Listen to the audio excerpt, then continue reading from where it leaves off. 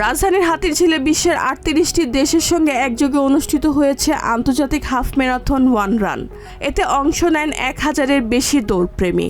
দৌড় শেষে হাতিরঝিলের আম্ফি থিয়েটারে আয়োজিত পুরস্কার বিতরণী অনুষ্ঠানের প্রধান অতিথি ছিলেন আমিনুল হক। বিশেষ অতিথি হিসেবে উপস্থিত ছিলেন জাইমা রহমান। অনুষ্ঠানে অংশগ্রহণকারী সবাইকে অভিনন্দন জানান জাইমা রহমান। পাশাপাশি ভবিষ্যতে নিজেও এ ধরনের দৌড়ে অংশ নেওয়ার আগ্রহ প্রকাশ করেন তিনি। রাশিয়ার হিরো লিগের উদ্যোগে আয়োজিত ওয়ান রান বাংলাদেশে টানা দ্বিতীয়বারের মতো অনুষ্ঠিত হলো। দেশে এই আয়োজনের দায়িত্বে ছিল গেম প্লে লিমিটেড। এবারের ম্যারাথনে ১, ৫, ১০ এবং ২১.১ কিলোমিটার এই ৪টি ক্যাটাগরিতে প্রতিযোগিতা অনুষ্ঠিত হয়।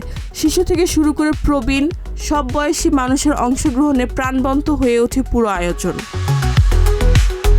ওয়ান রান হাফ ম্যারাথনের যাত্রা শুরু হয় ২০১৭ সালে রাশিয়ায়। পরবর্তীতে এটি বিশ্বব্যাপী জনপ্রিয়তা অর্জন করে।